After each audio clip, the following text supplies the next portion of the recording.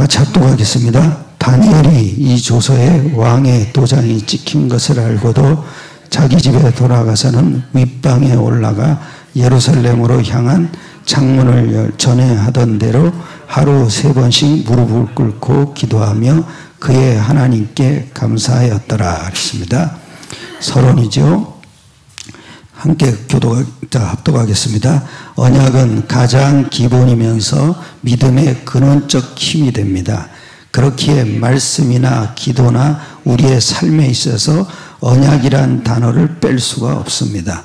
언약의 말씀, 언약 기도, 언약적 삶이 언약이란 단어가 우리에게 깊이 뿌려내어져 있어야 합니다. 왜냐하면 그냥 하나님이 믿어야 된다는 마음 하나 가지고 종교 생활을 했었습니다. 착각된 믿음입니다. 언약이 없다면 하나님과 상관이 없고 믿음이 없는 것입니다. 믿음의 근거는 언약입니다. 언약은 창세기 3장 15절입니다. 창세기 3장 15절을 합독하겠습니다. 내가 너로 여자와 원수가 되게 하고 내 후손도 여자의 후손과 원수가 되게 하리니 여자의 후손은 내 머리를 상하게 할 것이요 너는 그의 발꿈치를 상하게 할 것이라 하시고 그랬습니다. 기독교인들은 모두 다 언약적 믿음이라는 것에 확인을 해야 되고 그것을 가지고 신앙생활을 해야 됩니다. 언약은 뭡니까? 언약을 주신 이유를 얘기합니다. 그 일본의 하나님의 속성 중에 가장 중요한 것이 사랑이십니다. 하나님은 전능하시고 무소부재하시고 무소불능하시지만 하나님께서 혼자 사시길 원하지 않습니다. 그래서 우리를 하나님께서 함께 하도록 영원한 존재인 하나님 형상으로 만드셨습니다. 또 마귀 때문에 그랬습니다. 마귀는 뭡니까? 대적자고 사탄입니다. 요한복음 10장 10절을 합독하겠습니다. 도둑이 오는 것은 도둑질하고 죽이고 멸망시키려는 것뿐이요 내가 온 것은 양으로 생명을 얻게 하고 더 풍성히 하려는 것이라. 아멘.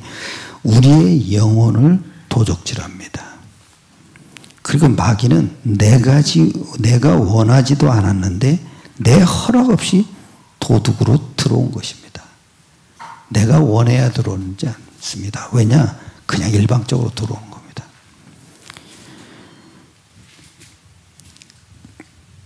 그리고 창세기 3장 1절로 6절이죠. 하나님 말씀을 떠나게 함으로써 하나님과 분리되도록 하는 겁니다. 그래서 우리의 영을 죽이는 것입니다. 우리를 또 육으로 살게 합니다. 육으로 사는 건 죄입니다. 두 번째는 언약은 창세기 3장 15절입니다. 여자의 후손을 보내시겠다는 언약은 하나님께서 주신 것이기에 하나님께서 책임지시는 것입니다. 이것이 하나님의 언약입니다. 1번을 한번 합독합시다. 창세기 3장 15절에 여자의 후손은 그랬습니다. 하나님의 아들이신 선지자적 직분입니다. 그 다음에 너는 그의 발꿈치를 상하게 할 것이라는 십자가인 제사장 직분입니다. 그리고 여자의 후손은 내 머리를 상하게 할 것이오는 부활이신 왕의 직분입니다. 즉 그리스도로 삼직으로 책임을 우리에게 지시는 겁니다. 이 삼직은 구원의 내용입니다. 구원과 동시에 하나님께서는 우리를 인도하시고 응답하시고 모든 책임을 지시는 것이 언약입니다. 그런데 아주 중요한 게 뭐냐면 그 두 번째죠. 언약이라는 것은 하나님의 일방적 언약이고 영원한 것이지만은 우리에게는 인격적 만남을 원하시는 것입니다. 하나님은 사랑이시기에 우리를 무조건 인도하시는 분이 아닙니다. 내가 너를 십자가로 사랑한다는 것을 보여줍니다. 그러면서 우리에게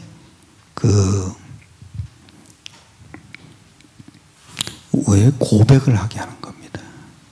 우리 사랑 고백이 뭡니까? 예수가 그리스도요 하나님의 아들이십니다. 이 고백이 우리를 하나님께 대한 사랑을 고백하는 겁니다.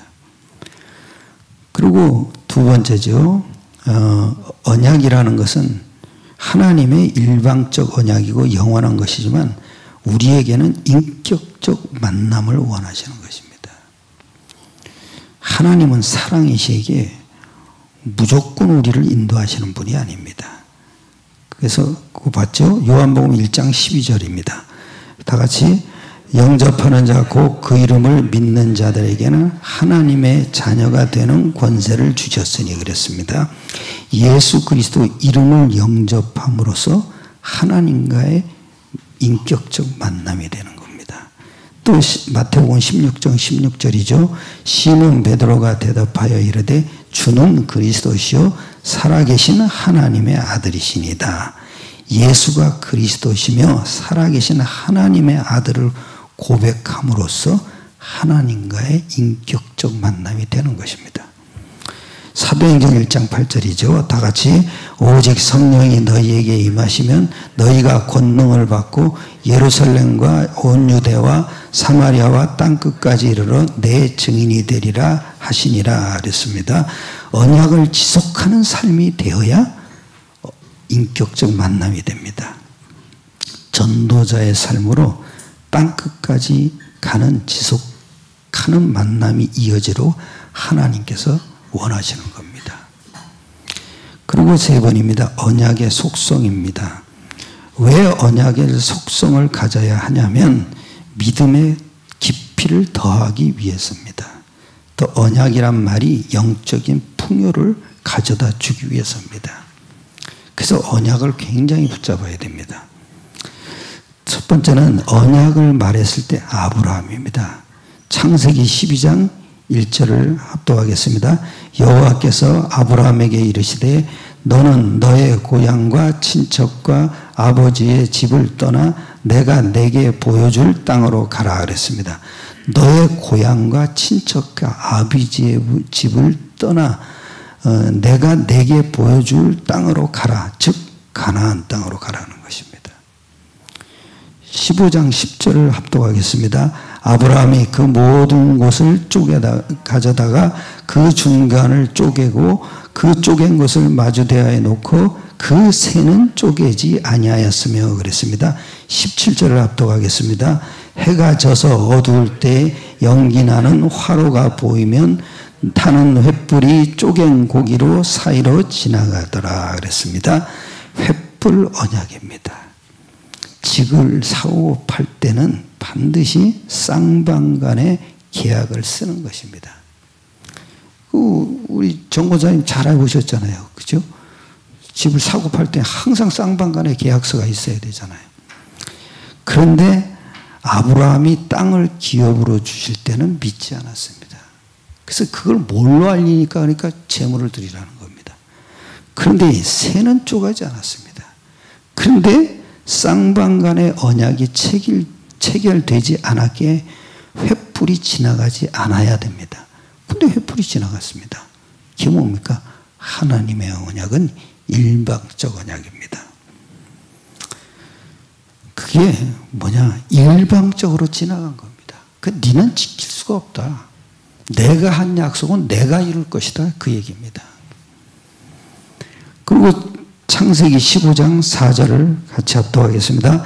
여호와의 말씀이 그에게 임하여 이르시되 그 사람이 내 상속자가 아니라 내 몸에서 날짜가 내 상속자가 되리라 하시고 그랬어요. 내 몸에서 날짜가 내 상속자가 되리라고 하십니다. 상속자는 그리스도이십니다.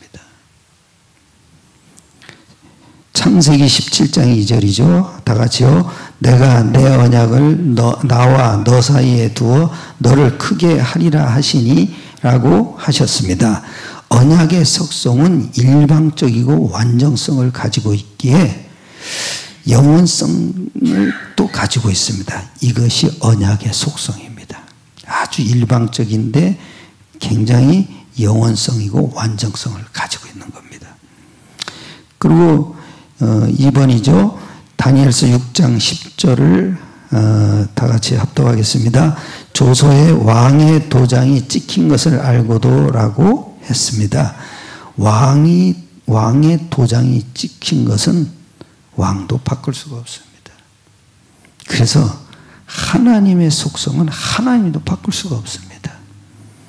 하나님의 약속은 하나님도 바꿀 수가 없는 것입니다. 이것이 하나님의 언약의 속성입니다. 하나님도 못 바꿔요. 한 번 맺은 언약은 절대 바꿀 수가 없습니다. 그리고 4번이죠. 하나님의 언약은 구체적으로 어떤 게 하나님의 아들입니다. 즉 예수님이십니다. 이것이 하나님의 언약입니다. 하나님의 아들이 오시기까지 막을 수가 없습니다. 모세 때도 아이들을 죽이라고 했어요. 하수에 던지라고 그랬어요. 그래서 그 모세가 준수함을 보고 광주에 실어서 보낸 거잖아요. 그게 하나님의 계획이었기 때문에 공주 앞으로 탁 간 겁니다. 그리고 예수님께서 오셨을 때도 2살 아이는 다 죽이라고 그랬습니다. 그게 누구였으면 사탄의 힘을 합친 세상 왕 헤롯입니다. 그래도 하나님의 약속은 아무도 막을 자가 없었습니다.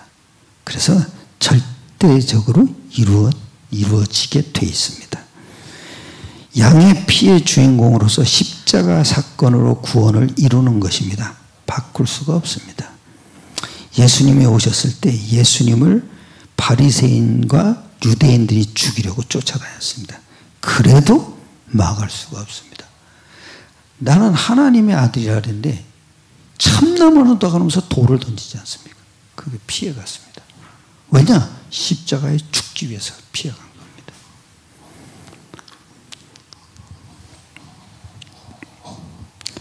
창세기 3장 1절로 6절이죠. 사주, 팔자, 운명, 저주, 지옥 권세, 원죄, 자범죄를 모두 끝내셨습니다. 이 일은 창세 전부터 계획하신 일이기에 막을 자가 없습니다. 두 번째입니다. 하나님의 아들 예수께서 부활하심으로 사망 권세를 완전히 깨뜨려 버렸습니다. 그래서 우리에게 승려들을 가져다 주셨습니다. 즉 우리는 승리한 신분입니다. 절대 막을 수가 없습니다.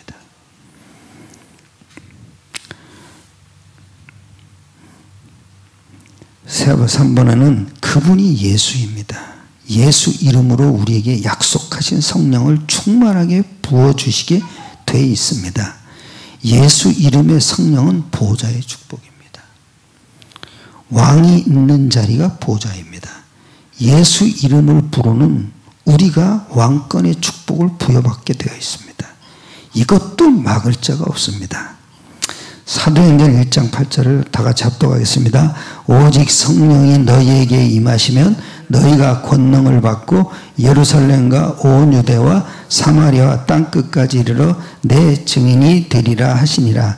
즉 그리스도께서 땅끝까지 이르러 내 증인이 되라고 하셨습니다. 땅은 정복을 의미합니다. 끝은 완성을 의미합니다. 그게 뭡니까? 언약 안에는 완성과 정복이 다 들어가 있습니다. 그래서 우리가 언약을 잡았다. 모든 게 완성이 됩니다. 그럼 모든 것이 정복되는 겁니다. 그래서 살아계신 하나님의 말씀이 내게 깨닫는 게 굉장히 중요합니다. 그 말씀이 뭡니까? 그리스도와 천도입니다. 그거는 모든 것이 완성된 거고 모든 것이 정복되는 겁니다. 요즘 목사님 그러잖아요. 미리 보라고. 그 미리 본 걸 소유하라고 그러잖아요. 그게 뭡니까 여러분? 정복과 완성입니다. 그걸 소유하고 있어야 힘이 나오는 겁니다.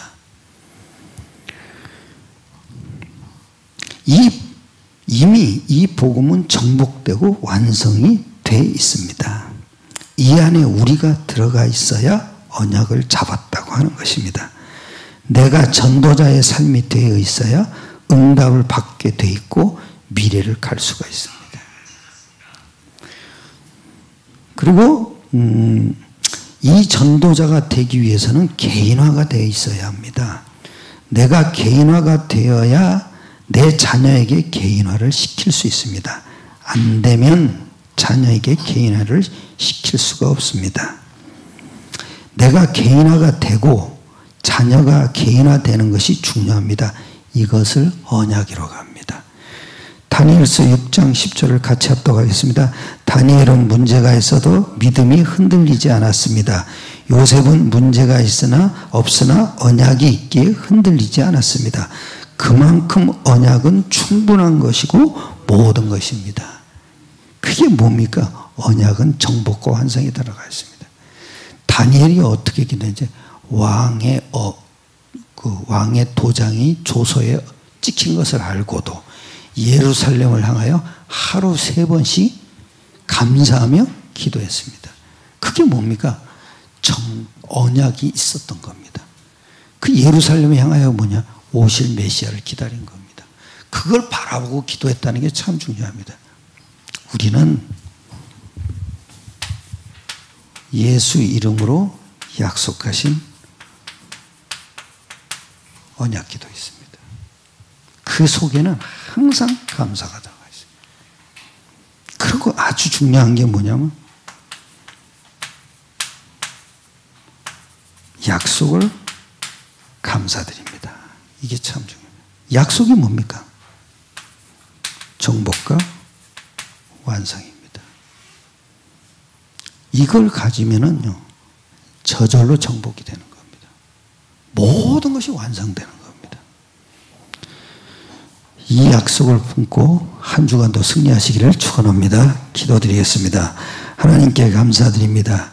우리에게 언약의 속성을 알게 하시고 이 언약으로 세계를 복음할 수 있도록 우리에게 완성과 영원성을 약속해 주심을 감사합니다. 특별히 원하옵기는 이 언약이 완성이고 또 이 언약이 정복이고 하나님께서 모든 걸 주관하심을 감사드립니다.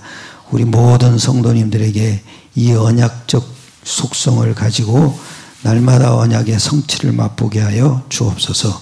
우리 주 예수 그리스도의 이름으로 감사드리며